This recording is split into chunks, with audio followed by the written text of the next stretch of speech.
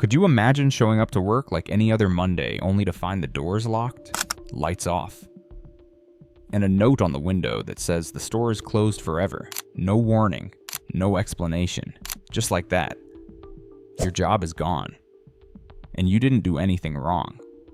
Across America, that moment is happening again and again, not because people stopped needing fabric, groceries, or medicine, but because companies decided some towns just don't matter anymore. Profits first, people later. This isn't about laziness or poor choices. It's about a system that quietly pulls support away from the very places that need it most. Stores close because it's cheaper somewhere else. And when they do, it leaves working families without income, older people without medicine. The cost of living keeps rising. But the places that made daily life possible are vanishing. What do you do when the last job in town disappears and it's not your fault? In this video, we're breaking down 15 US states where the retail retreat is hitting hardest. Because this isn't just about shopping, it's about survival. This is the downturn report, where the truth gets personal. Number 1, Texas. In Texas, the store used to be part of the day. You'd swing by after work, grab what you needed, maybe bump into someone from church or the old neighborhood.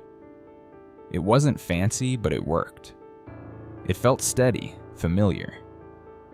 But in 2024, over 300 major retailers closed across the state: Walmart, CVS, Dollar Tree, Walgreens, not in the rich parts of town, but in the places that truly needed them: El Paso, Houston's working suburbs, Lubbock's outskirts. The kinds of places where folks shop with cash, where every gallon of gas counts, and where a store wasn't just a business, it was a backbone. Now, the nearest pharmacy might be 40 miles away. People in rural counties are paying nearly $7 for milk and over $12 for cold medicine if they can even find it. The worry isn't just about cost anymore. It's about what gets left behind. When a store like Walmart pulls out, it doesn't just take away groceries, it takes away jobs. It takes away foot traffic that helped diners, laundromats, small shops hold on. And it leaves behind a quiet message, whether anyone meant to send it or not, that some neighborhoods just don't count the same anymore. Texans are proud. They don't complain easily. They work with what they've got, but these days, more and more are asking themselves, not out loud, but quietly, maybe over dinner if we can't even keep a store, what else are we losing and who's noticing? Number 2, California. California used to mean possibility, a state where groceries were affordable, communities stayed close, and a single job could still keep the lights on.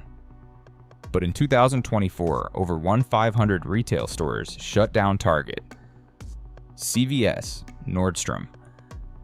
Walgreens vanishing not from wealthy districts, but from the working neighborhoods of Fresno, Oakland, South LA. Plazas that once held life are now papered in "for lease" signs. The noise is gone, and in its place, emptiness. In Bakersfield, a mother of 3 now spends over $300 a week on basic groceries. A box of strawberries once picked just miles away now costs $25. Each trip to the store becomes a series of hard choices: laundry soap or protein, fruit or fuel. In rural areas, older people drive nearly an hour to get prescriptions filled. Some skip them entirely. Immigrant families, many working double shifts, burn half a tank of gas just chasing down affordable food. This isn't about luxury. This is survival. And yet, the closures keep coming.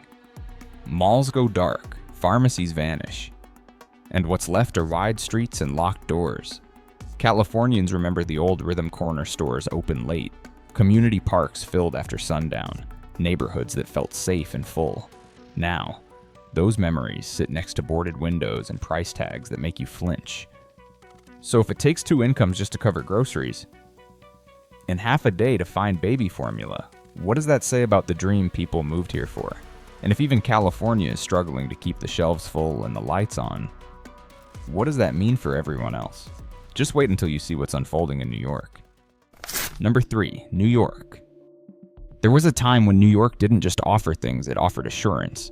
Whether you lived in the city or upstate, there was comfort in knowing the corner store stayed open late, that the pharmacy knew your name, that work, while never easy, was at least within reach. But in 2024, nearly 1,000 retail stores shut their doors across the state.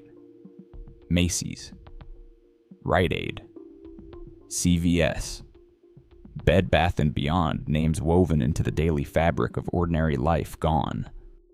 In Queens and Buffalo, retirees now rely on buses to refill prescriptions. Some don't go.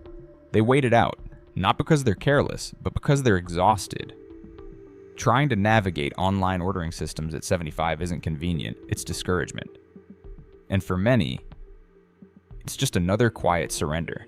Retail unemployment has climbed to 7.5%, the highest since COVID. That's not just numbers on paper. That's students losing part-time jobs, single moms losing flexibility, and older workers losing one of the last places that didn't ask for a resume typed on LinkedIn. What's hardest to accept is the contrast. In Manhattan, glass towers keep rising. Luxury moves in, even as livelihoods move out. Entire subway stops apart. One world gleams while the other dims. A former cashier in the Bronx said it plainly, "I gave 18 years to that store. They closed it like I never existed." That's the part that lingers, not just the loss of work, but the feeling of being erased. And if it feels like even New York is turning its back on its own, what future is left for small towns in Ohio or Mississippi? Number 4, Mississippi. There's a quiet kind of despair spreading through Mississippi, not the kind you see in headlines, but the kind that shows up in dinner plates with smaller portions, in gas tanks stretched too thin, in grocery lists left half finished. Over the last 18 months, more than 700 retail stores have closed across the state, and now, over 40% of Mississippi's rural counties don't have a single large grocery store left. That means no fresh produce, no local pharmacy, and no familiar face to ask for directions or help. For families without a car, the nearest store might as well be on the moon. For others, it means skipping meals so their kids don't have to. In low-income school districts, teachers quietly report more children showing signs of undernourishment. But this is bigger than food. It's about an economy that punishes the poor for needing essentials, where a box of diapers or a bottle of aspirin can mean another month of credit card debt, where parents sit alone in parked cars at dusk, trying to stretch the last $20 until Friday. The roads are cracked, the jobs are gone, the young have moved out. What remains are mostly older residents, proud, quiet, increasingly isolated. They don't want a handout, just a store that stays, just something left standing. But when every decision is based on profit, who looks out for the places where profit never came easy? Number 5, Illinois.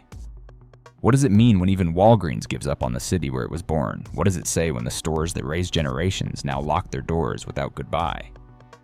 In Chicago and across Illinois, these aren't just closures, they're disappearances. CVS, Dollar Tree, Walmart. They're leaving working neighborhoods where people still line up for the bus at 6 a.m., where families stretch one paycheck across 2 weeks, where groceries aren't impulse buys, they're survival math.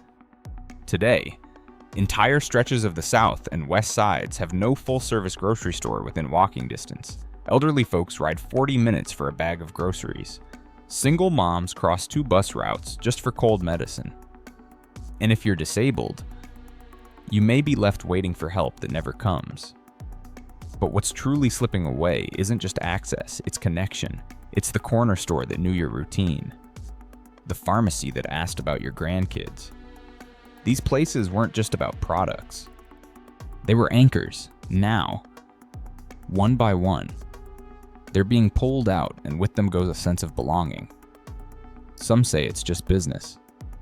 But when block after block goes dark, you start to wonder, is it really the neighborhood that failed, or did the system decide these people simply didn't matter anymore? Number 6, Pennsylvania. You used to walk to the store in Pennsylvania because it was close and open and part of life. You knew which aisle had the soup your husband liked. You knew when the bread would be warm. You'd nod to the cashier who remembered your daughter's name. That kind of knowing wasn't special here, it was normal.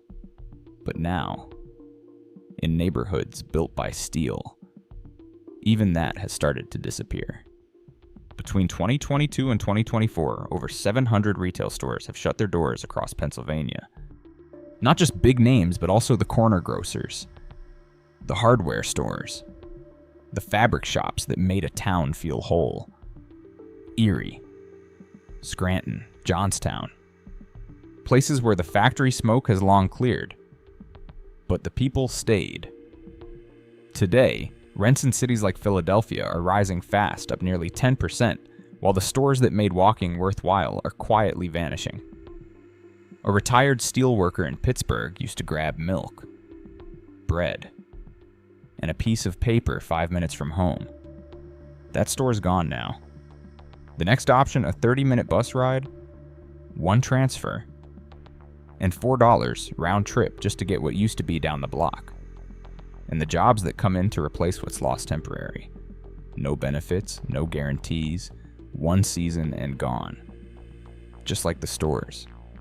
Just like the promises. Pennsylvania once powered the nation. It gave generations of families a reason to stay, to build, to believe. But when a trip to the market becomes an obstacle course, and when neighbors who once stood tall now feel forgotten, what story are we writing about who matters in America? And if even the places that built the country can't hold on, what's left for the rest of us still trying? Number 7, Michigan. You used to hear Michigan before you saw it. The hum of factories, kids laughing outside stores, the soft clang of shopping carts rolling over cracked pavement. There was rhythm. There was movement. A paycheck from the plant on Friday. A quick drive to pick up winter coats on sale. Aspirin from the drugstore. Maybe a gallon of milk. But now, even that kind of ordinary feels far away. In the last 2 years, major chains like Walmart and Walgreens have shuttered dozens of locations across Michigan, especially in cities like Detroit, Flint, and Grand Rapids. Not in the suburbs, not in wealthier districts, but in low-income, mostly black neighborhoods where stores weren't just stores, they were anchors. Today, for many, buying milk means a 45-minute round trip. That's a long time if you're working 2 jobs or looking after grandkids. And what happens when the car won't start? Or when gas climbs back to $5 a gallon? People adapt somehow, but it's not easy. It's not fair. And the chain closures are just the start. When a Walmart leaves, the corner bakery loses foot traffic. The laundromat cuts hours. Then it closes too. Before long, what once smelled like warm bread and dryer sheets smells like dust and drywall. The silence creeps in slowly. Folks still remember the back-to-school aisles, the weekend crowd, the candy bar at checkout you didn't really need but bought anyway.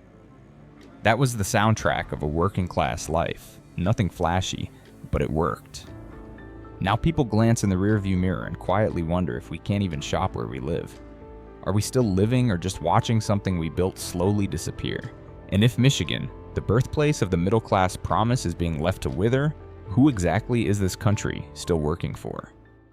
Number 8, Georgia. What happens to a town when you can't even buy a carton of eggs without planning a day around it? What happens when the store that once anchored everything, your groceries, your neighbors, your sense of place, just disappears overnight in towns across Georgia? That's no longer a hypothetical. It's happening. Family Dollar is gone. Dollar Tree too. Walgreens closed. Even Walmart, in some rural counties, has quietly boarded up its windows and left.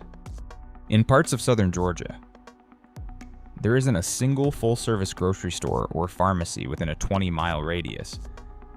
And when you don't drive, or can't, that may as well be 200. But what's being lost isn't just shopping. It's something quieter and heavier. There used to be a rhythm here. You'd stop by the store on a Thursday afternoon, chat with a familiar face in the checkout line, maybe grab a rotisserie chicken for dinner. That small, familiar act made people feel tethered to their lives. Now, it's a grind. Moms ration Tylenol. Grandparents skip meals so their grandkids don't have to. Teenagers looking for weekend jobs have nowhere to go. And for seniors, especially those aging in place, the loss of that one store often means a loss of routine, of safety, of connection. So when that goes away, what's left to hold a town together? And if this sounds familiar, if you've ever felt a place dim the moment a door closed, you'll understand exactly what's unfolding in Nevada. Number 9, Nevada. They say Las Vegas never sleeps, but outside the glow of the Strip, whole neighborhoods are going dark, and not just at night. In the past 2 years, over 410 major retail stores have closed across Nevada. In Las Vegas Valley alone, 1 in 4 retail spaces now sits empty. What used to be a quick detour for milk, diapers, or cold medicine after a late shift has turned into locked doors and flashing closed signs. For casino workers stepping out at 3 a.m., that matters. Because when your life runs on night hours, and the 24-hour pharmacy is gone, there is no backup plan.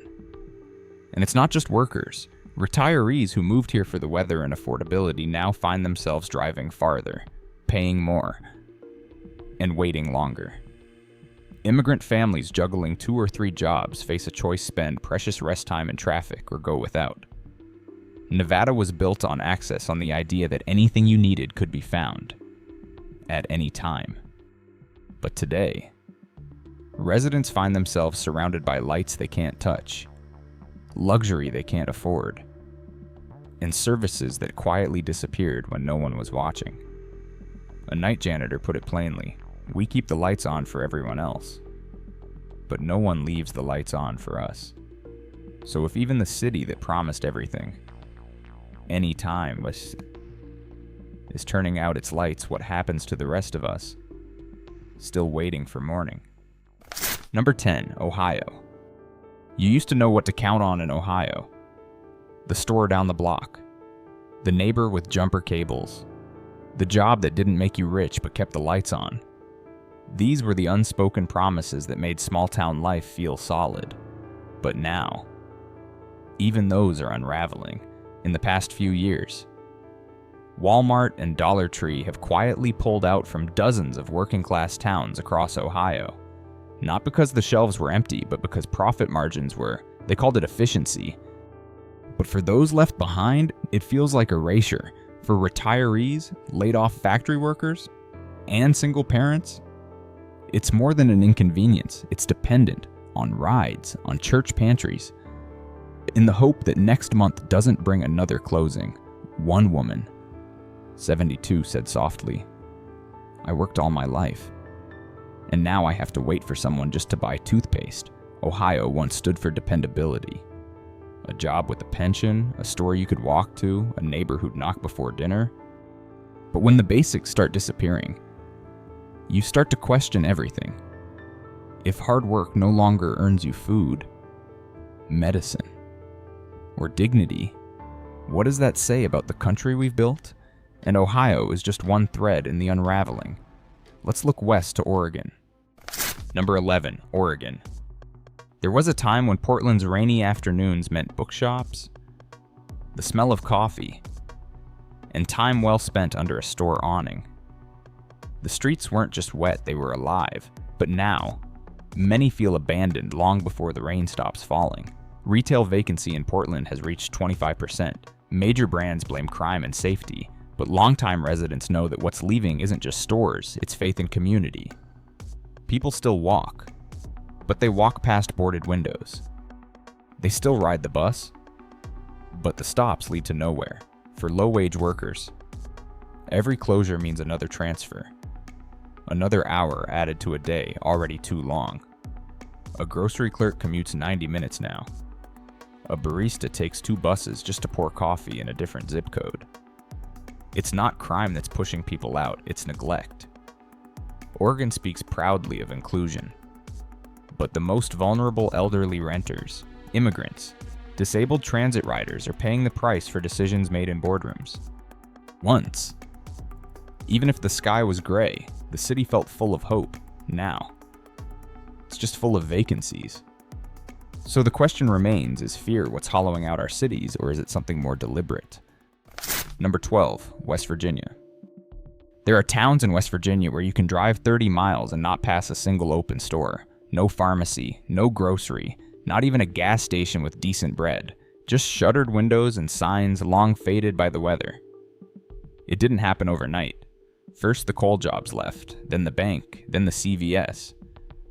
And finally, the Dollar General closed down because there wasn't enough foot traffic to keep the lights on. But that wasn't a failure of the people. It was a failure of the system to remember they were there. Who remains veterans? Widows. Disabled residents who served their country and now live miles from the nearest insulin or heating oil. We're not even on the map anymore. One former miner in Logan said, "You call for help, and they don't know where we are." This isn't a breaking news story, it's a slow disappearance. One store, one stoplight, one neighbor at a time. When a winter storm hits, there's no margin for error. No backup plan. These weren't luxuries, they were lifelines. And now, they're fading without protest. Without notice. If rural America disappears, will anyone be looking? Number 13, Louisiana. In Louisiana, disaster doesn't knock, it crashes through the walls. Hurricanes don't just take homes, they take away what holds a town together. And lately, even after the water recedes, something else disappears the stores. Since Hurricane Ida, big retailers have retreated from fragile communities not just because of flood damage, but because of rising insurance costs, shuttered supply chains, and risk assessments made far from Houma or LaPlace. For companies, it's just strategy. For locals, it's survival being stripped away. Imagine needing medicine with no pharmacy in town. Imagine a 40-mile drive for groceries. In a car that barely starts. With gas prices you can't predict. For working parents and seniors alike, it's not just hard, it's degrading. And when those stores vanish, so do the jobs, the stockers, the clerks, the truck drivers, the rhythm of everyday life, all gone in silence. One resident said, "The storm ended, but it feels like we're still losing." Because when stores leave, recovery stalls, momentum fades. The next storm always comes, but now, there's even less left to protect. And if no business dares to stay, what makes us think help will return when the next wave hits? Number 14, Arizona. Arizona used to promise warmth. Now, it feels like a warning.